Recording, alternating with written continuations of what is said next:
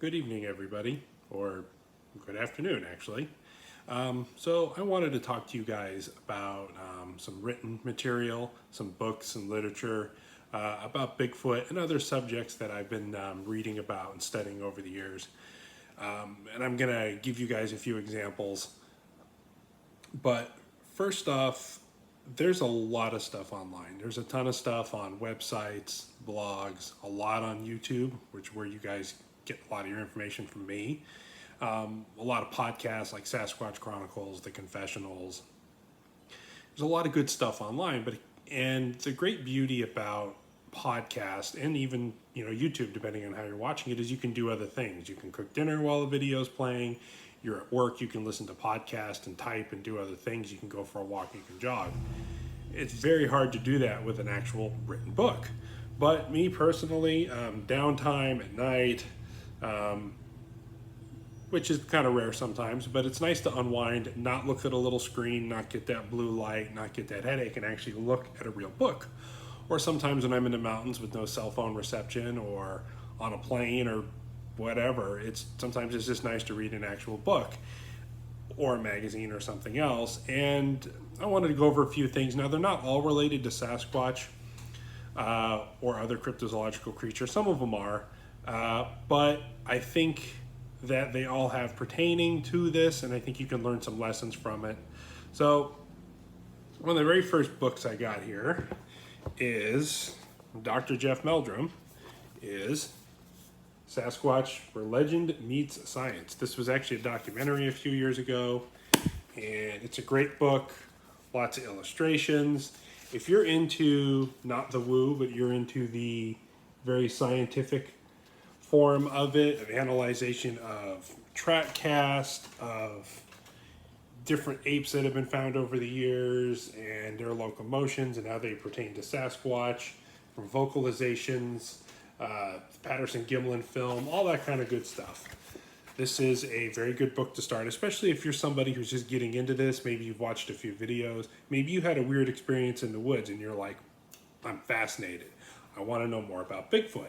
This is a very good place to start. Lots of technical, especially if you're an BS kind of person and you're not into the woo and you think you're a very flesh and blood creature and you want scientific. This is a very good book. Jeff is I met him at the International Bigfoot Conference a couple years ago. He, from the Idaho State University, world renowned. I think he's got 2 or 3 PhDs, one in anthropology and one in biology. And when I saw him, he actually built a whole skeleton using a Neanderthal skeleton to hypothesize how Sasquatch would move and their intelligence levels and everything else. So this is a very good book. It's the basics. Even if you're like me, I read it, but even a few years later, I'm still picking up and I'm like, I forgot about that, or it's kind of a good refresher, or things you never thought about from a scientific. So very, very good. And along that same note, Dr. Jeff Meldrum has his field guide. Yes, this one is signed. When I saw him at the Bigfoot conference, I had it in my back pocket, and I was like, I had it in my laptop case, and I'm like, oh, I got to get him to sign it because I'm a dork like that. But this is actually like, if you're meeting somebody at the airport and maybe they pop culture know Bigfoot and that's about it, and you want to show them the basics of what Sasquatch is and some of the terminology, it's a nice little laminated waterproof thing. It even comes with I love the little tape measure on the top, and shows you about their hair samples and why they're harder to see and what hair samples look like. Some of the cultural descriptions. I mean, it is pretty much like the best. Like, you give this to somebody and they can read it in 10 or 15 or 20 minutes and kind of get caught up on the whole thing of where we are today with Bigfoot. It's really a neat little guide. And that's kind of like if you're picking somebody up at the airport and they've got 20 minutes and you want to explain to them what you're looking for out in the woods and how to track cast and the basics of footprints and everything else. This is a really cool little guide. It's a lot of fun to look through. If you can find it, it's pretty cool. The field guide. I mean, it's great. So I want to get into a couple other books too that aren't necessarily Sasquatch driven. I can't find it. I think think I borrowed it from my mom and gave it back to her, but I had the Lauren Coleman book, Cryptozoology A to Z, and it was like a reference book with kind of short, 2 or 3 paragraphs or a chapter, like, oh, what's the monster of this lake? What's this, area, or the Jersey Devil, and gives you a brief. And that was a really good reference guide, especially if you're traveling around the Cryptozoology A to Z. So you could,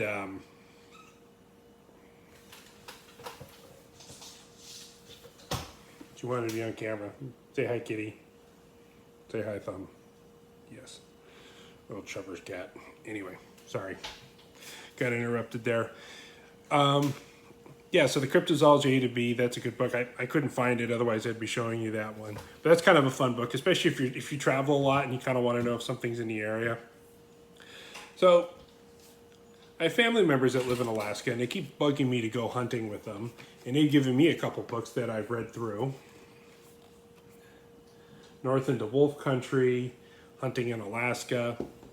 And how this is pertinent is it can give you a lot of information about wolves and bears and some of their mindsets and some of the stories that people have encountered, some of the things they've encountered, and odd activity, survival type stuff, things to look for, the difference between a walking trail and a game trail, all that kind of stuff, and conservation and why it's important, and so some non-Sasquatch books that kind of give you a little bit more perspective of life in the woods and resources and how other animals behave is sometimes good too for perspective, I will say. And let's see here, we covered those two. I got a pile of books here you can't see off camera, so I kind of want to make sure I get through them all. So one of my favorite books, and I reread it every couple years, and it really gets, because it's exciting and it's kind of gory for you horror folks, but it's real, is Bear Attacks by Stephen Herrero. Now, this is a revised edition. It was written in the 80s, so he doesn't really talk about bear spray as much, although the National Park Service and Forest Service and generally a lot of people, bear spray is amazing. And then you do your real research and realize it works about 60 or 70% of the time. Or if someone's being attacked, you pepper spray the bear and you get the guy who's being attacked. Now they're incapacitated. Now they come attack you and you're out of bear spray. And the person who just got mauled now can't see. There's a lot of stories. There's a lot of caveats with bear spray, even though we talk about it on this channel. But their causes, their avoidances, it talks a little bit about polar bears, but it's mostly about grizzly bears and black bears, especially in North America, which is where we are here. I mean, there's over a couple 100,000, like 300,000 black bears estimated in the United States alone. And it actually talks about black bear attacks, and sometimes they're predatory. They try to actually kill and eat people. And their avoidances, black bears behave differently than grizzly bears. Like if you see a black bear with mom and cubs, the black bear mom is more likely to just ditch those cubs and run away, versus a grizzly bear, if it has cubs, you're in a lot of trouble. And what to do, how to play dead when playing dead doesn't work, when you should fight back, a lot of that kind of stuff. And it gives you the mindset over territory, over food, habituation sites with bears. Like I said, territory stuff, when a bear gets old and has teeth problems and can't run as fast, then they turn to humans as a food source. Problem bears, all sorts of stories in here about how they react to dogs and humans. Also, as a large, and there's a lot of science in here too that really pertains to Sasquatch. Indirectly, is you have a carnivore, kind of like a human, kind of like a bear, where you have a long and short intestines and a single chambered stomach. That, bears are carnivores, but they've adapted to eat a lot of plant matter, to the point to where they eat more plant matter than meat most of the time. Although they will eat meat obviously when they can get it, but if berries are in season or roots are in season or nuts or whatever they can get, they will eat that. Black bears more than grizzly bears, but both will eat meat. So they're inefficient herbivores. They are omnivores, but they're built like a carnivore, kind of like humans, where we've been, we don't have a multi-chambered stomach. We're not a ruminant. We're not a browser. There's a difference between grazers and browsers, and there's a difference between omnivores and carnivores and obligate carnivores. And it kind of gets into a lot of that too, and especially the amount of calories and food sources that a 4, 5, 6, 7, 800,000 pound bear has to get every year would be, I think, pretty analogous to what, a bear stands 10, 11 feet tall on its hind legs. It gets up to 800, 1,000 pounds. That's pretty similar to what a Sasquatch is reported to be as far as size and calorie intake and their cleverness in finding food and their curiosity, bear curiosity causing them a lot of troubles and getting into human sources for food and all that other kind of stuff. So a lot of mindset. Plus, if you're going to go look for Sasquatch, most of North America has bears, and it's probably a good idea to read it, at least black bears, to give you kind of an idea. Bears will leave you alone for the most part, yes, but sometimes they don't, and what to do and that kind of stuff. Very good book. Easy read, exciting. Some of the early chapters where they tell the gory bear stories of faces getting ripped off and all that kind of stuff. And yeah, it's kind of a cool book.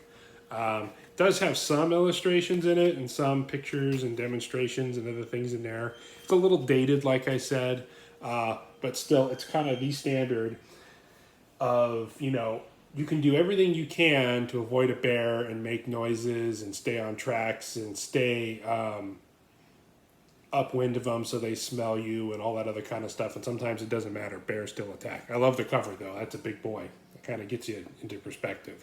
But yes, I think there's a lot of stuff you could derive out of this book and pertain it to Sasquatch. Now, we'll mix it up a little bit here. A book that got sent to me by my family who lives in Alaska is Haunted Alaska. And if you're into Bigfoot, but you're not a paranormal person, you think Bigfoot is just pure flesh and blood, it's some kind of a wild human or wild animal, and you think the rest is all hocus pocus, that's fine. But I always think it's cool to read about ghost stories and other paranormal activities and Indian burial grounds. And pretty much every little town in America, every little region, you can find some small print book, probably in a gift shop or something like that, talking about their native legends and ghost stories. And this one's pretty thin. It's a pretty easy read. Also got another one. I don't know what I did with it, called Haunted Yellowstone. Or no, it's Paranormal Yellowstone. And it was ghost stories, Sasquatch stories, that kind of stuff all around the Yellowstone area and the surrounding towns and, Cody, Wyoming and West Yellowstone and all that kind of stuff. Couldn't find it. I don't know where you got a kid, your stuff gets everywhere and you don't know where it is. But anyway, very cool. Like I said, I have a Haunted Yellowstone. I think I have a Haunted Catalina Island one there somewhere too. Haunted Alaska. These books are always kind of fun as well. To get back to Bigfoot, one of the books that really is like blow your mind is Quantum Bigfoot by Ron Moorhead. And signed. Ron's a cool guy, by the way. If you ever get a chance to see him at a conference or talk to him in person, very approachable, super easy. He breaks it down to a good level. But this takes a lot of the theories about interdimensional Bigfoot and them using infrasound or even EMP, but mostly with infrasound to basically disrupt your perception on how they see them or how they see you and how you see them. And infrasound, they could use it vibrational frequencies and quantum physics and that kind of stuff. A couple people before I read this book said it wasn't that great a book, or it was a little boring, or it was hard to read. I didn't find that to be at all. I actually thought it was very easy to read, and he breaks it down into simple concepts, because let's face it, quantum mechanics and physics is way over my head, but he breaks it down into simple terms that we can all understand. And kind of eye-opening, because from a scientific point of view, a lot of the more paranormal, odd things that Bigfoot has been reported to do, this is a pretty good explanation. They're not complete explanation. It's just hypotheses and educated guesses, and where we've seen some of the attributes of the stranger things Bigfoot has been reported to show up. He kind of explains in his book in a scientific method. So, yes, very cool. Also, another book that I found, I believe I found it at Savers for $3.49, is Hitler's Monsters. If you can find it, it was a nice hardcover book, and it talks about the occult and the rise of the paranormal activity and the beliefs going all the way back to 1800s, and the culture deficit that was in the German people. and then the rise of Volkish culture going all the way through to the mix of occult and Eastern and Western traditions, and a lot of like, the Nazis being absolutely terrible, horrible things that they did, and how contradictory some of their beliefs were, and some of their officers and their monsters, and talking about, the breeding program and the super soldier programs and what they believed in the occult, and talking to the devil and higher gods and Eastern religions, how they all kind of mishmashed and took pieces of it, took pieces of Nordic belief and mixed them with even like Hindu beliefs and stuff, and formed their old really out there wacko culture. And then you mix that with the amphetamines and a crazy man like Hitler, who happened to be very persuasive in a very low point in their history, and take advantage of that and commit all the atrocities. It's a pretty good background. It's not literal monsters, but it's certainly kind of a talky book. But then again, it's written by like professors and stuff. But I found it to be very good, also very cool.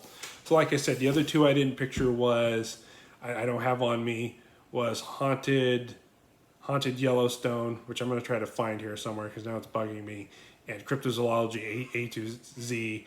Lauren Coleman, the Cryptozoology Museum in Portland, Maine, which I want to go there sometime, but it's a long way from California. He's written a few books, True Giants, a couple others out there.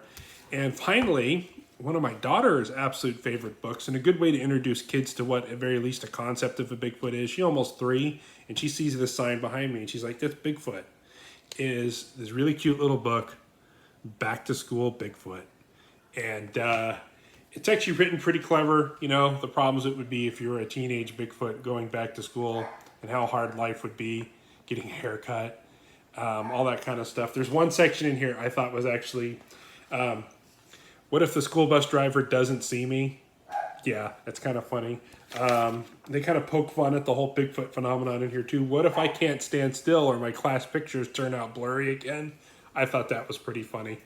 And there's another section in here, see if I can find it. Oh, we're going to talk, this is Bigfoot going to school, studying mythological creatures like the Yeti and the Loch Ness Monster and unicorns. Yeah, kind of funny how it pokes at the whole Bigfoot thing, blurry mythological creatures.